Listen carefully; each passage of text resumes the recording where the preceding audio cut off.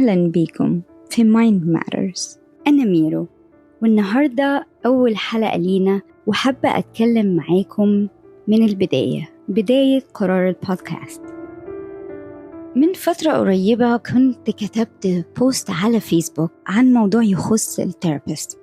وصلتني رسالة من واحدة كنت أعرفها وكنت فاكرة إنها دكتورة أسنان على حد علمي. سألتني أنتي كويسة؟ قلت لها أنا متشكرة، أنا كويسة جدا. البوست يعني ما كانش عليا، بس you know what، لو تعرفي ثيرابيست بيتكلم عربي يعني لعدم وجودهم هنا كتير في أمريكا، عرفيني. ردت عليا وقالت لي أنا بدي سيشنز والسيشن بمبلغ كذا.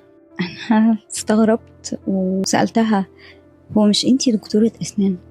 ردت بلباقة حقيقة وغيرت الموضوع. اللحظة دي فضلت في دماغي وخلتني أفكر، هل ساعات بنكون محتارين ومش عارفين نروح لمين ومين الشخص الصح فعلا اللي ممكن يساعدنا؟ ومن هنا طلعت فكرة الحلقة الأولى. أكيد مش عن الفرق بين دكتور الأسنان والدكتور النفسي، لكن عن الفرق بين المعالج النفسي اللي هو الثيرابيست واللايف كوتش. وأنا بدور لقيت إن في بعض من الناس مش عارفة الفرق، وفي ناس تانية فاكرة إن الكوتشنج ممكن يكون بديل للعلاج النفسي، وده مش صحيح. أولاً قبل ما ندخل في الفروق بينهم، خلونا نشوف مع بعض إيه الحاجات المشتركة ما بين اللايف كوتش والثيرابيست أو المعالج النفسي. الاتنين دورهم الأساسي هو الدعم والمساعدة. لازم يكونوا بيسمعوا كويس جدا ومن غير أي أحكام. لازم يخلقوا لك مساحة آمنة ومريحة. بيسألوا أسئلة بتخليك تفكر وتحس وتواجه. هدفهم الرئيسي إنك تكون في مكان أفضل مع نفسك. لكن مع كل التشابه ده في فرق كبير في الخلفية وفي الأدوات وفي طريقة الشغل. الثيرابيست أو المعالج النفسي بيكون معاه شهادة أكاديمية في علم النفس أو الطب النفسي. لازم يكون مرخص رسميا بأنه معالج نفسي، بيشتغل على التشخيص وعلاج أمراض واضطرابات نفسية زي الاكتئاب، الدبريشن أو القلق، الانكزايتي أو البانيك، PTSD اللي هو اضطراب ما بعد الصدمة، OCD الوسواس القهري، أو اضطرابات الأكل. وبيستخدم أدوات علاجية زي CBT اللي هو العلاج المعرفي السلوكي، والتوك ثيرابي، وده غالبا بيرجع معاك للماضي وعلشان تكتشف أصل المشكلة وتبدأ طريق التعافي. أما اللايف كوتش هو مش دكتور، ومش دوره إنه يشخص أي أمراض نفسية، لكن بيكون معاه شهادات معتمدة من جهات زي ICF اللي هي International Coaching Federation. تركيزه الأساسي بيبقى على المستقبل، وبيحاول طول الوقت يساعدك إنك تحقق أهدافك سواء شخصية أو مهنية، وده من خلال تحسين عاداتك اليومية وتنظيم وقتك وأولوياتك. اللايف كوتش برضو عنده أدوات.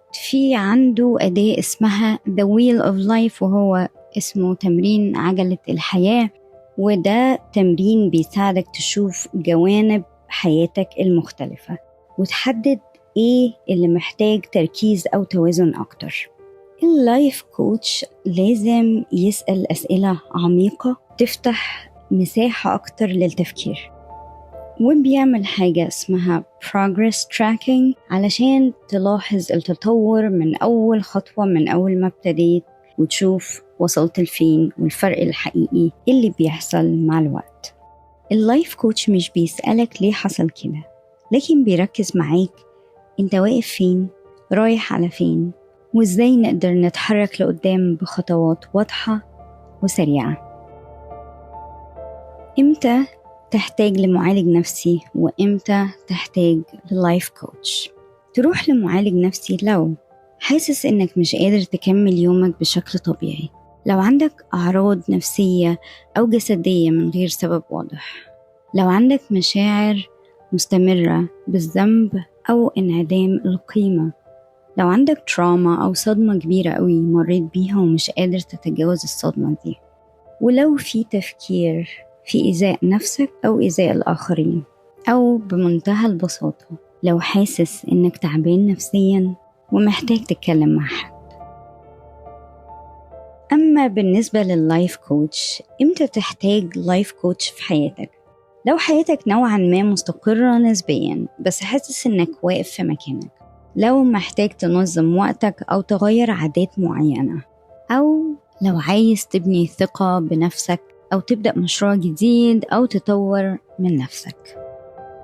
وجينا لآخر أول حلقة، والخلاصة إن المعالج النفسي موجود علشان يساعدك تفهم نفسك أكتر وتعدي الصعوبات اللي مأثرة على حياتك اليومية أو على علاقاتك.